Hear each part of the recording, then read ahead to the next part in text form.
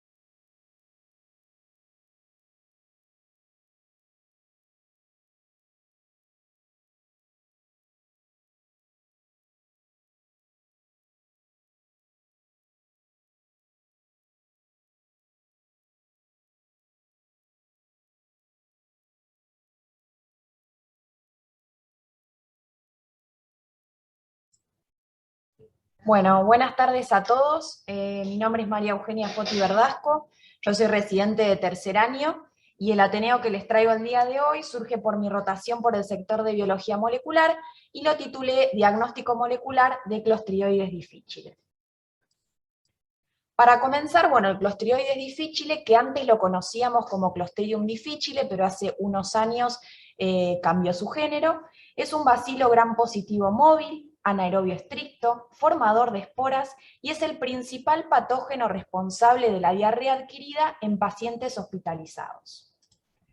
En cuanto a su actividad enzimática, contiene la glutamato deshidrogenasa, o GDH, que es una enzima que va a estar muy conservada en la especie, tanto en las cepas toxigénicas como en las no toxigénicas. También produce distintas toxinas, como la toxina A, que está codificada por el gen TCDA, y la toxina B, que está codificada por el gen TCDB. Recordemos a la GDH y a las toxinas porque ya más adelante vamos a ver que nos van a servir a la hora del diagnóstico. En esta imagen les muestro el locus de patogenicidad cromosómica, donde tenemos al gen que codifica la toxina B, el gen que codifica la toxina A, y también vamos a tener el gen TCDD, que va a funcionar como un regulador positivo, el gen TCDC, que va a funcionar como un regulador negativo, y también al gen TCDE, que lo que va a hacer es permeabilizar la pared celular de la bacteria para permitir la liberación de las toxinas A y B. Las esporas del Clostridium difficile se van a encontrar en distintos lugares, en la tierra, en el agua y en el aire. También forma parte de la microbiota fecal normal entre el 1 a 3% de los residentes de la comunidad y en más del 20% de los pacientes hospitalizados. Y la transmisión, sí, mediante las esporas, va a ser por vía fecal oral y generalmente por contacto con personas infectadas sintomáticas o asintomáticas. Ahora sí les voy a pedir que vayan a la página www.menti.com desde la compu o desde el celular y coloquen este código que vemos acá arriba para que me ayuden a responder esta pregunta sobre cuáles creen ustedes que son los factores de riesgo que predisponen a una infección por Clostridium difficile. Pueden poner las opciones que se les ocurran para armar tipo una nube de ideas.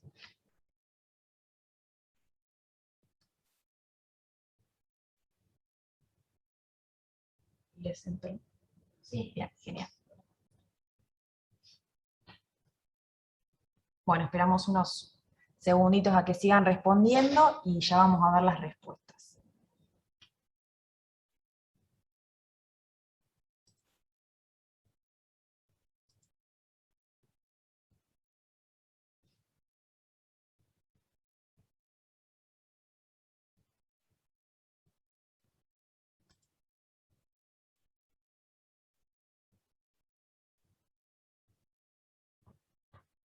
Bueno, ahí vamos viendo algunas de las respuestas, como internación hospitalaria, quimioterapia, condiciones sanitarias, bueno, edad avanzada, uso de antibióticos. Bueno, lo de los antibióticos se repite bastante, desnutrición, contacto con internados, inmunosupresión. Bueno, muy bien. Volvemos a la presentación. Y bueno, y ahora para terminar de cerrar la idea, la verdad que las ideas que estuvieron tirando estuvieron muy bien, porque bueno, los factores de riesgo son uso prolongado de antibióticos, hospitalización, residencia en instituciones de cuidados crónicos, colonización ambiental, edad mayor a 65 años, inmunosupresión e insuficiencia renal. Pero también les quería aclarar que la infección por Clostridium difficile también se puede dar incluso en pacientes sin factores de riesgo. O sea, no es lo más común, pero puede ocurrir. En cuanto a la patogenia, lo que sucede es que se van a ingerir tanto las formas vegetativas como las esporas del Clostridium difficile, pero las formas vegetativas van a ser destruidas por el pH ácido del estómago, pero no así las esporas, que van a sobrevivir a este ambiente ácido del estómago, y así van a poder llegar al intestino delgado, donde gracias a las sales biliares, estas esporas van a poder germinar, transformándose en las formas vegetativas, ¿sí? Y así van a llegar a la zona anaerobia, digamos, del intestino grueso, es decir, al colon, y allí, en un hospedero susceptible, ¿sí? Va a poder colonizar la mucosa y allí multiplicarse, ¿sí? Pero va a quedar, digamos, colonizando la mucosa, y en el caso que este hospedero tenga su microbiota normal intestinal sin ningún tipo de problema, ¿sí? Sin ninguna afectación, el Clostridioides va a estar únicamente colonizando la mucosa y no va a generar ningún tipo de manifestación clínica. Pero ¿qué pasa si en este paciente la microbiota normal intestinal sufre alguna afectación, como ya vimos, por los distintos factores de riesgo, como son el uso prolongado de antibióticos, la quimioterapia, la hospitalización, etc.? Ahí sí, el Clostridioides va a tener la oportunidad de invadir la mucosa y de empezar a generar la infección y las consiguientes manifestaciones clínicas. Lo que primero va a ser la producción de las toxinas A y B, que estuvimos viendo hace un ratito, y de distintas enzimas hidrolíticas también. Esto va a llevar a la producción del factor de necrosis tumoral alfa, a un aumento de la permeabilidad vascular, y lo más importante va a ser que se va a producir la destrucción de las uniones intercelulares de las células epiteliales, ¿sí? Entonces esto va a llevar a destrucción de la mucosa y del tejido conectivo, y esto va a terminar generando la diarrea y la colitis pseudomembranosa que es tan característica. Entonces, quiero que quede bien claro el concepto de que vamos a tener pacientes que van a estar colonizados con el Clostridioides, pero que si su microbiota normal intestinal no tiene ningún problema, el Clostridioides no va a poder generar infección y las manifestaciones clínicas, pero si ya por algún motivo esa microbiota se ve afectada, ya vamos a tener la infección y las manifestaciones clínicas. En cuanto a las manifestaciones clínicas, pueden ir desde una diarrea hasta un megacolon tóxico.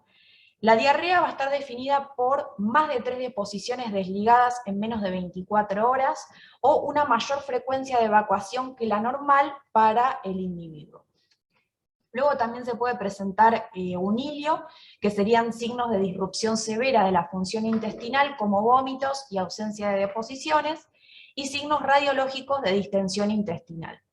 O ya llegar al punto de un megacolon tóxico, que significa tener signos radiológicos de distensión del colon y signos de respuesta inflamatoria sistémica severa. La infección por Clostridioides difficile la podemos clasificar según la severidad y, como vemos, teniendo en cuenta ciertos parámetros de laboratorio. Podemos tener una infección no severa cuando la leucocitosis, ¿sí?, en sangre periférica es menor a 15.000 leucocitos por milímetro cúbico, y la creatinina es menor a 1,5 miligramos decilitro. Ya se clasifica como severa cuando la leucocitosis es mayor a 15.000, disminuyen los niveles de albúmina, aumenta la creatinina, el paciente ya tiene fiebre con temperaturas mayores a 38,5, la edad es mayor a 65 años, ¿sí?, que recordemos era uno de los factores de riesgo, y presenta algún tipo de comorbilidad severa o inmunodeficiencia. Y ya la infección se clasifica como complicada cuando el paciente presenta hilio, hipotensión, shock séptico, megacolon, etc.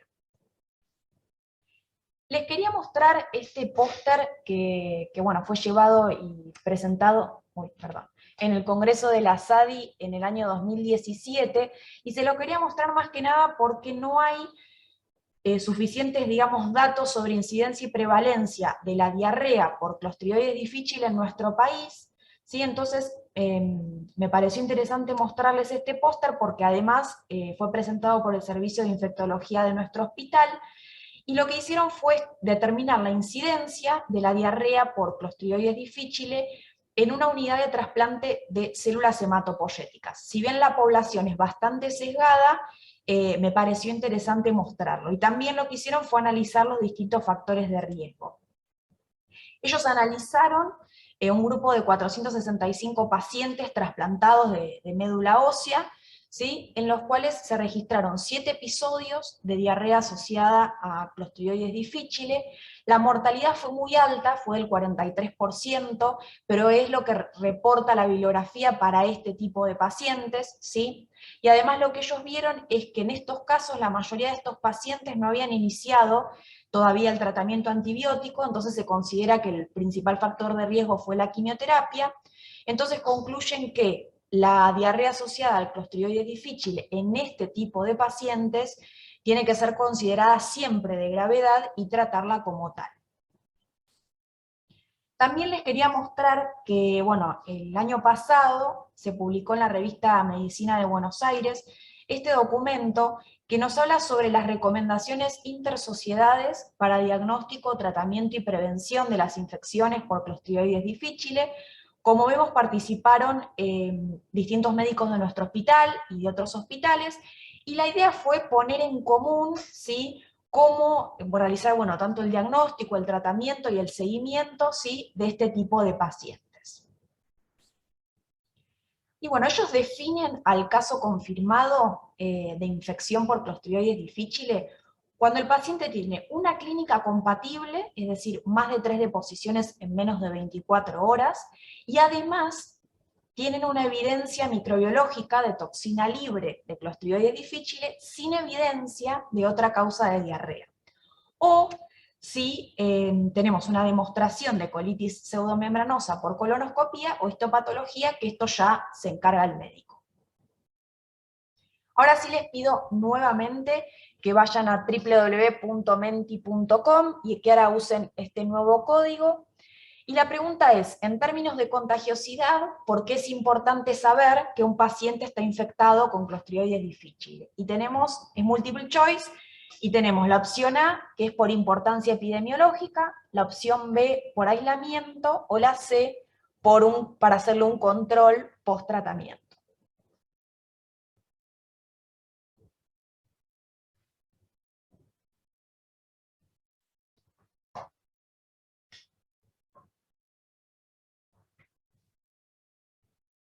¿Pudieron? Sí.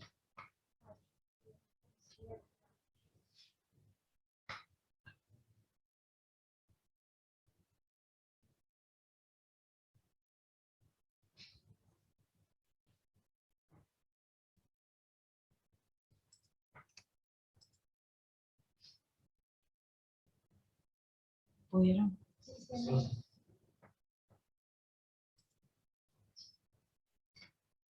Bueno, vamos a ver las respuestas. Bueno, muy bien, todos respondieron bien. La opción correcta era para el aislamiento de los pacientes. Bueno, vamos a seguir adelante. Bueno, muy bien, entonces la respuesta correcta era porque estos pacientes se los debe aislar. Entonces lo que acá les muestro es el documento, bueno, como saben, el Comité de Infecciones de nuestro hospital lo que tiene son distintos documentos en cuanto a las recomendaciones, ¿sí? Y bueno, una de ellas habla de las precauciones de contacto para la atención de pacientes internados, colonizados y o infectados con Clostridioides difficile.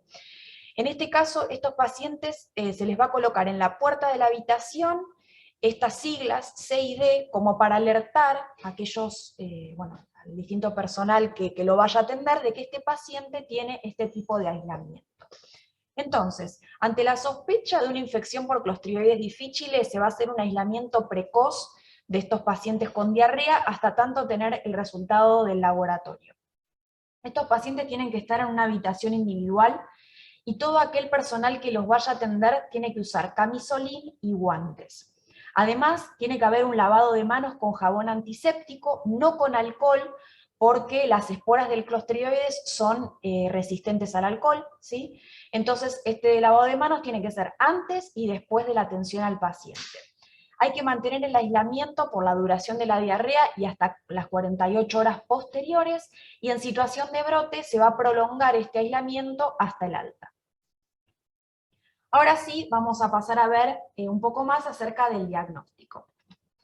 En esta tabla les muestro los distintos métodos diagnósticos que existen, ¿sí? Como tenemos el cultivo toxigénico, el ensayo de citotoxicidad sobre cultivos celulares, enzimo-inmunoensayos que algunos únicamente me detectan la GDH, que recordémosla del principio del Ateneo, otros enzimo-inmunoensayos que solo me detectan las toxinas A y B, y después también tenemos enzimo-inmunoensayos que me detectan en conjunto la GDH y las toxinas A y B, y por supuesto también los métodos moleculares, como es la PCR en tiempo real.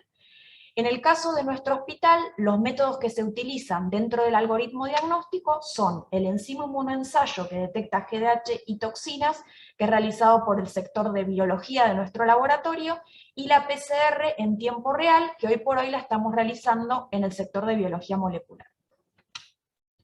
El algoritmo diagnóstico que se sigue en nuestro hospital es el siguiente, que ante síntomas compatibles que lleven a la sospecha de una infección por Clostridioides difficile, lo que se debe hacer es remitir una muestra de materia fecal con la solicitud de enzima inmunoensayo que evalúa GDH y toxinas, que les recuerdo, esto lo realiza el sector de virología. Si recordamos del principio del Ateneo, la GDH era una enzima que estaba muy conservada, tanto en cepas toxigénicas como no toxigénicas, entonces nos va a servir para, como screening. Por eso su sensibilidad es más elevada que las de las toxinas, ¿sí? Y las toxinas que van a ser obviamente más específicas que la GDH. Entonces, ¿qué pasa si el enzima monoensayo nos da la GDH positiva y la toxina positiva? Listo, se diagnostica la infección. Si ambas nos dan negativos, se descarta. Pero ¿qué pasa si me da la GDH positiva y la toxina negativa? Ahí, si el paciente sigue con síntomas, ¿sí? Lo que se debería hacer es un método confirmatorio, como lo son los métodos moleculares. Entonces, ahí sí, si nos da positivo, ya podemos diagnosticar al paciente, y si nos da negativo, lo descartamos. Ahora les voy a comentar un poco más cómo es que hacemos el diagnóstico en el sector de biología molecular de nuestro laboratorio.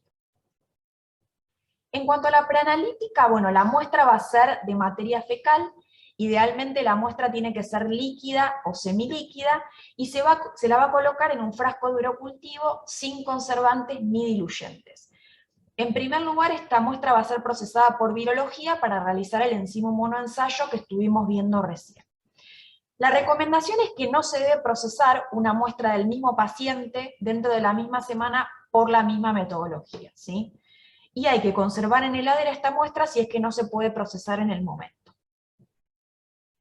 Y ahora sí les presento el equipo que tenemos en el sector, que es el BDMAX, que es un equipo relativamente nuevo en el sector, y que consiste en una plataforma automatizada que realiza desde la extracción de los ácidos nucleicos y también la PCR en tiempo real, y puede procesar hasta 24 muestras en simultáneo en menos de 3 horas. O sea, es un equipo que hace todo, la extracción y la PCR. Hoy por hoy la estamos usando en el sector para la detección de SARS-CoV-2, ¿sí? De COVID, y de Clostridioides difficile, pero está en plan de validación distintos kits. Uno de ellos evalúa el complejo Mycobacterium tuberculosis y la resistencia a rifampicina e isoniazida. Otro kit que evalúa Clamidia trachomatis, Neisseria gonorrhoeae y tricomonas vaginales, y otro kit que se llama Checkpoints CPO, que lo que hace es evaluar a los organismos productores de carbapelemases.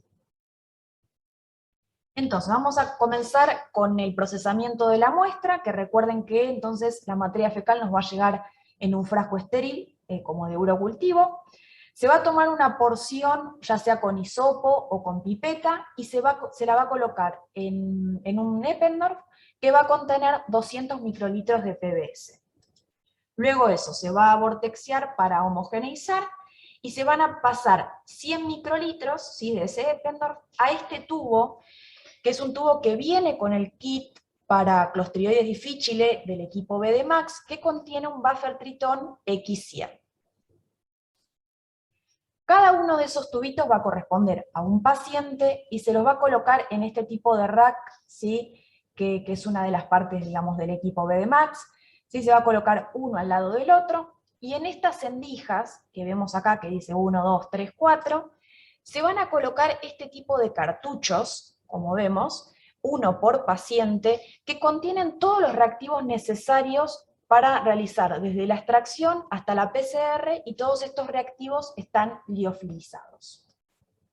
Luego esos racks se van a colocar dentro del equipo BDMAX, uno va a corresponder al lado A y otro al lado B. Y ahí, como vemos, es que podemos procesar hasta 24 muestras en simultáneo. En el caso de este kit de Clostridioides difficile, lo que se evalúa es el gen de la toxina B. Y por ahí me preguntarán por qué el de la toxina B y no el de la A, o por qué no ambas. Y bueno, lo que se sabe es que todas las cepas toxigénicas producen toxina B, pero no necesariamente la toxina A. Es por eso que se elige la toxina B en este caso, ¿sí? Bueno, el primer paso es la extracción de ácidos nucleicos, ¿sí? En esta imagen de la izquierda que les muestro, es el cartucho que les mostré recién, que se colocaba uno por paciente en el rack y que contenía todos los reactivos necesarios. Esta es una vista lateral.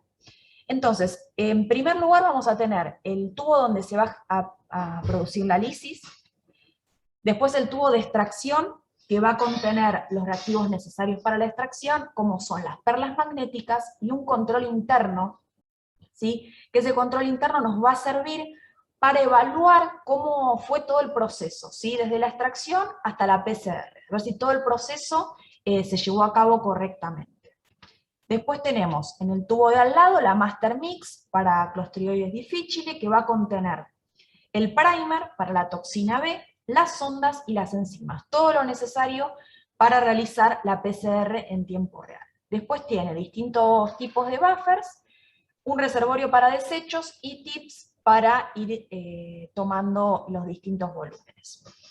Entonces, ¿qué es lo que va a ocurrir en el proceso de extracción? Primero, bueno, el equipo, porque es todo automatizado, va a tomar un volumen fijo, ¿sí? De la muestra, que recordemos estaba en ese tubito con buffer que colocamos en el rack, y ese volumen lo va a llevar al tubo de extracción para rehidratar los reactivos de extracción, porque recordemos que estaban liofilizados.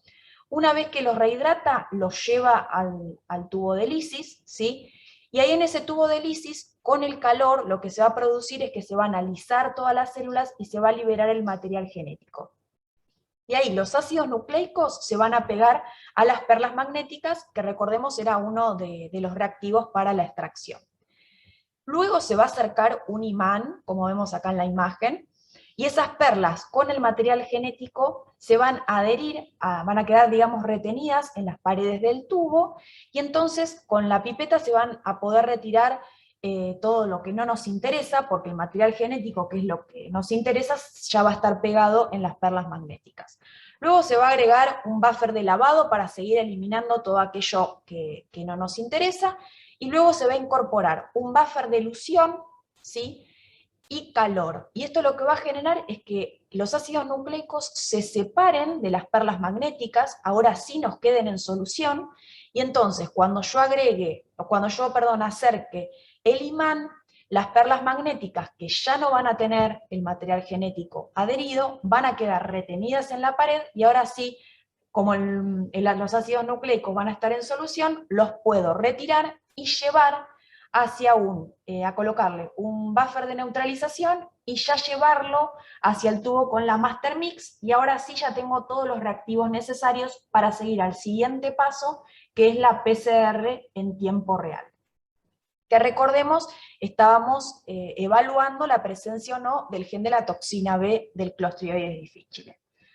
¿Dónde es que se produce la PCR? Volvemos a la imagen del BDMAX, y en la parte posterior tiene como dos especies de cajones, donde en cada uno de ellos tenemos estas tarjetas, que ahí es donde el equipo dispensa la muestra, y ahí mismo es donde realiza la PCR.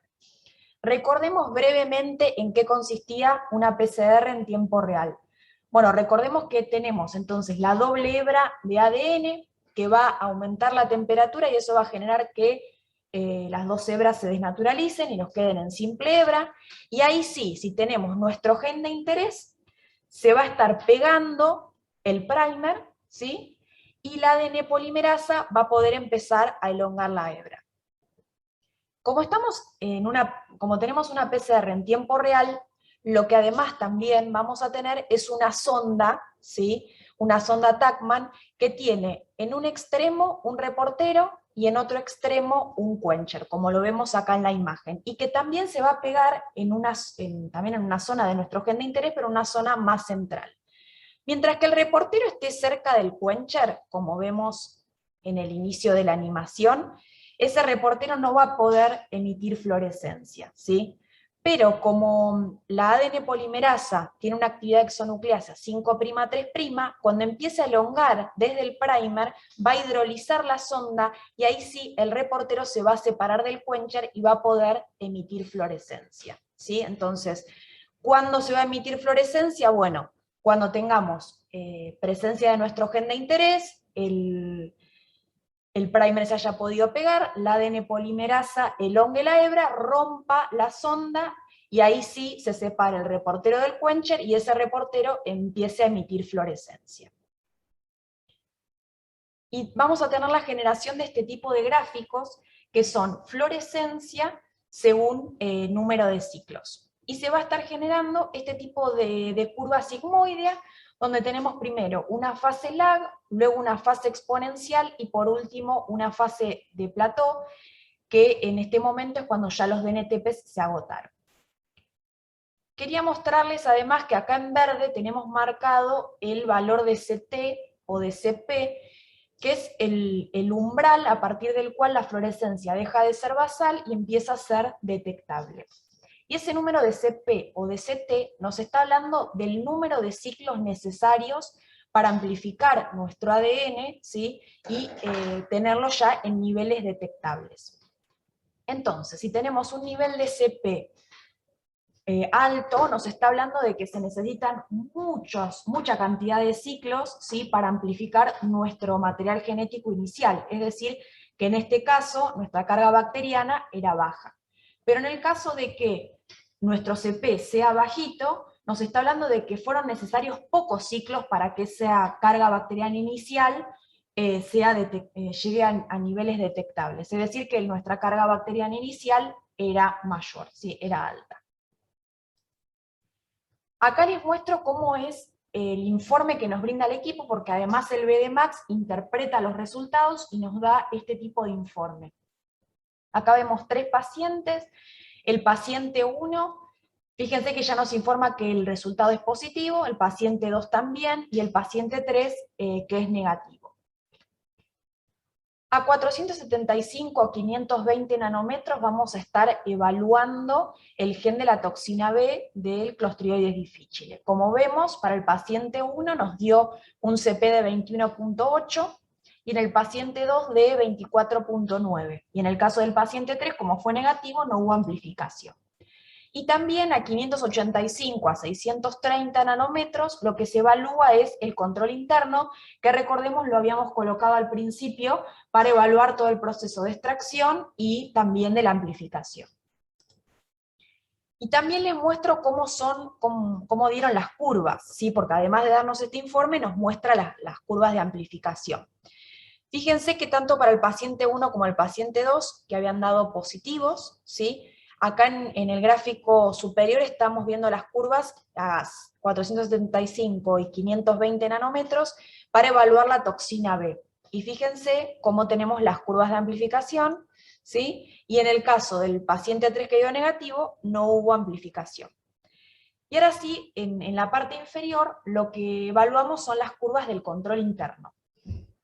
Y veamos que en el caso de nuestro paciente 3, fíjense que hubo amplificación del control interno, es decir que yo puedo informar tranquilamente este valor negativo, este valor, digamos, no detectable de nuestro gen de interés, porque el control interno amplificó, es decir que el proceso de extracción y de amplificación estuvo todo ok, ¿sí? Todo funcionó bien.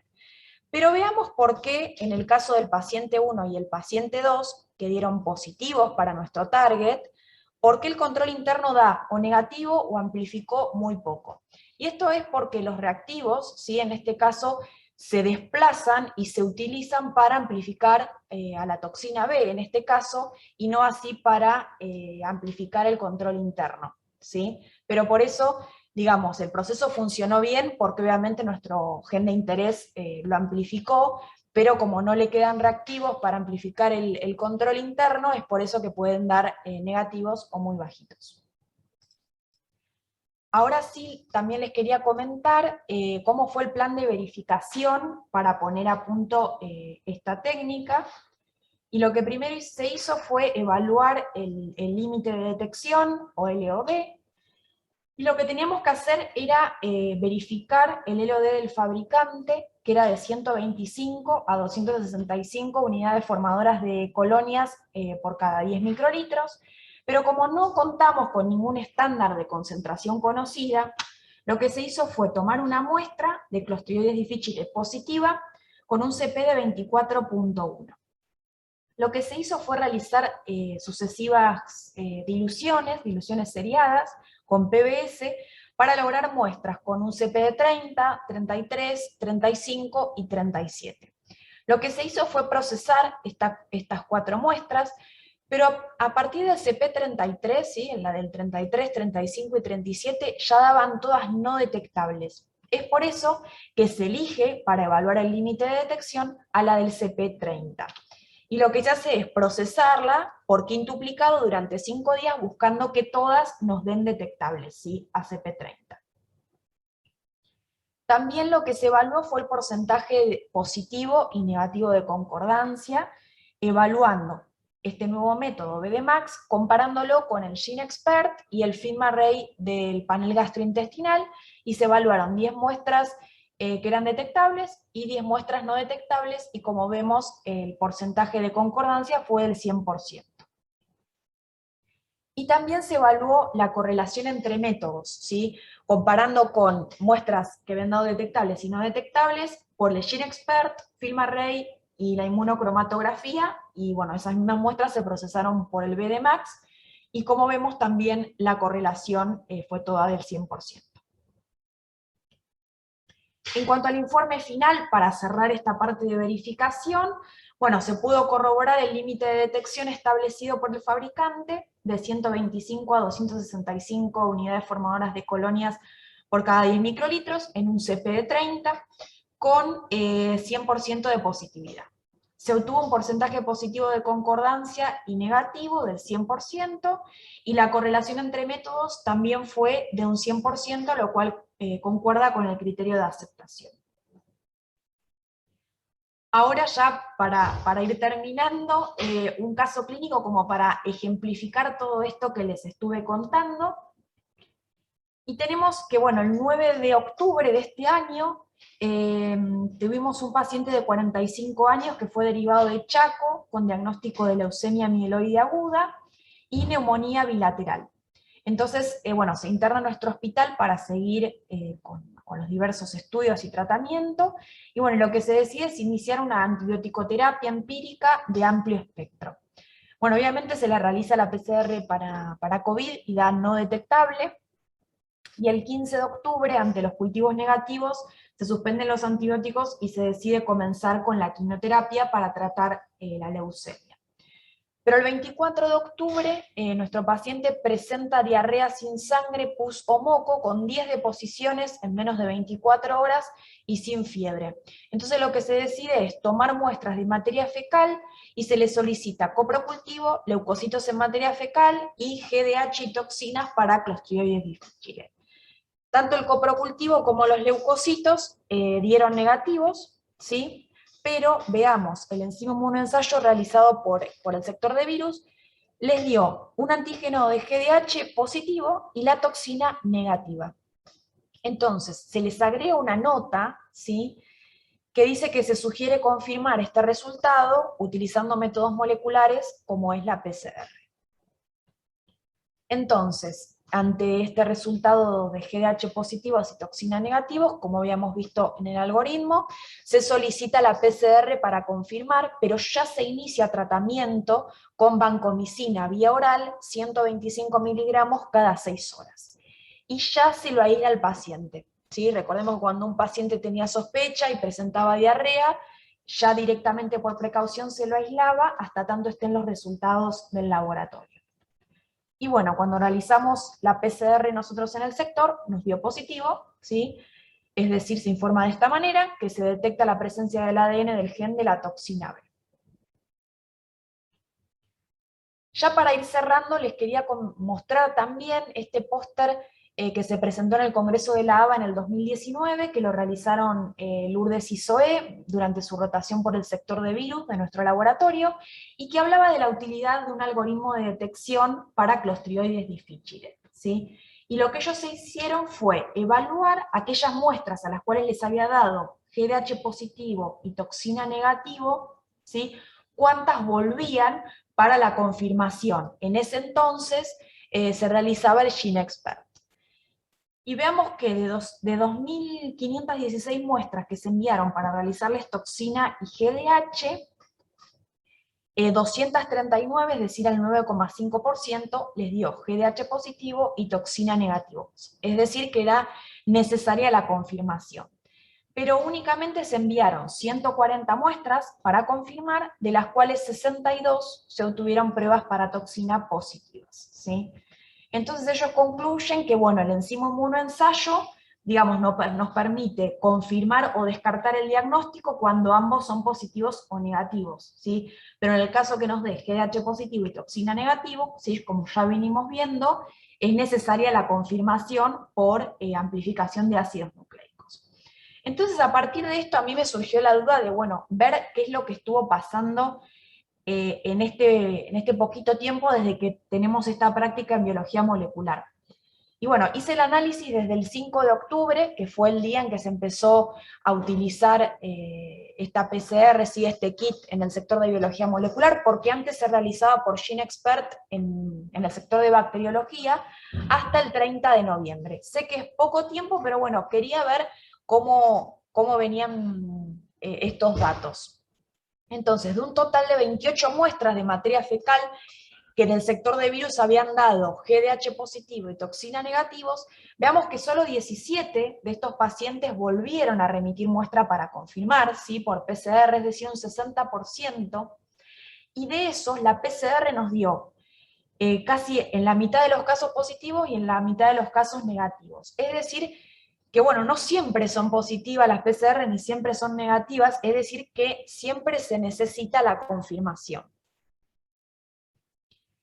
Y bueno, como les comentaba, esta es una práctica que es nueva en el sector de biología, antes se realizaba en bacteriología, así que empezaron a surgir distintas inquietudes o distintas preguntas a ir respondiendo en el futuro. Como por ejemplo, si se está cumpliendo con el algoritmo diagnóstico que yo les mostraba anteriormente, qué significado tiene si detectamos pacientes colonizados con Clostridium difficile, todas las muestras que llegan provienen de pacientes con síntomas. ¿Tiene sentido realizar el estudio si la muestra de materia fecal es forme? ¿Estamos teniendo mayor sensibilidad con el BDMAX? ¿Podría haber un sobrediagnóstico? Bueno, son distintas preguntas que nos fueron surgiendo y que están surgiendo en el sector a partir de esta nueva práctica, y bueno, que esperamos a futuro irlas respondiendo. Y bueno, ya para concluir el Ateneo, bueno, sabemos que entonces que la infección por Clostridium difficile debe ser considerada en el diagnóstico diferencial de cualquier paciente con diarrea, incluso en ausencia de factores de riesgo, y es fundamental la detección precoz, el tratamiento adecuado y oportuno según las características clínicas del paciente, y la implementación y cumplimiento de medidas de control de las infecciones en los hospitales es un punto clave para evitar la diseminación a otros pacientes. Bueno, esta es la bibliografía que utilicé. Bueno, muchas gracias.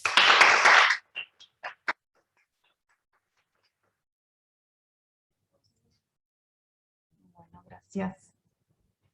No sé si Hola, alguno tiene Eugenia, ¿me alguna pregunta. escuchás? Sí. Gran Ateneo, te felicito. Siempre, Bueno, aparte, a los que no hacemos biología molecular, nos viene bárbaro que alguien nos vuelva a mostrar los tubitos y qué hacer cada uno.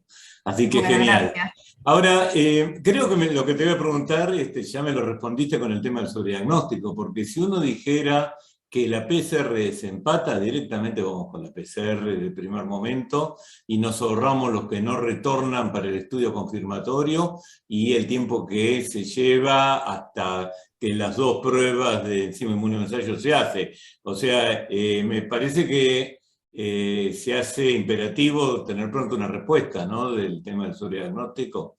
Sí, sí, sí. Él es una de las grandes preguntas que tenemos porque, bueno, algunos pacientes no vuelven y no sabemos si es porque la diarrea ya se autolimitó o qué pasó, pero bueno, muchos no vuelven, pero sí los que vuelven no todos son positivos ni todos son negativos, así que es importante la confirmación más que nada por el aislamiento de esos pacientes, ¿no?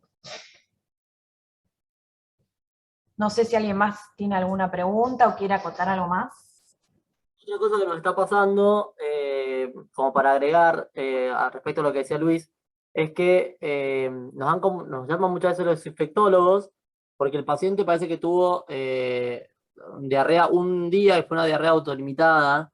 Entonces muchas veces nos dicen, che, nos dio positivo tanto la GDH como la PCR. Entonces están pensando muchas veces en falsos positivos de la PCR y que yo les digo que no tenemos falsos positivos en biología molecular. Podemos tener falsos negativos, pero positivos no. Entonces, el problema está más que nada que ahí lo que estamos haciendo es detectar colonizados. Pueden ser que sean pacientes que están colonizados, pero que la causa de la diarrea no fue el tema de la inmunosupresión ni los antibióticos, sino que justo se dio la casualidad de que tenía diarrea y está colonizado por Clostridium, pero la causa de esa diarrea no es el patógeno. Entonces, eso tienen que tener cuidado, por eso que decimos mucho lo del tema de que se cumpla el diagnóstico y el algoritmo, porque si no muchas veces los médicos tienen un resultado de Clostridium positivo y no saben qué hacer con eso. Entonces, agarran la fácil, que es decir, es un falso positivo de la PCR y listo, vamos para otra cosa. Claro, porque hay que tener en cuenta también la calidad de estos pacientes. El del ejemplo es una leucemia mieloide aguda. La posibilidad, la cantidad de posibilidades que hay o de cosas o de causas para que un paciente tenga una diarrea, inclusive prolongada, es enorme. Sí, tal cual. Bueno, no sé si alguien quiere decir. Bueno, gracias. Bueno, si nadie tiene más preguntas, bueno, nos vemos el jueves que viene. Adiós.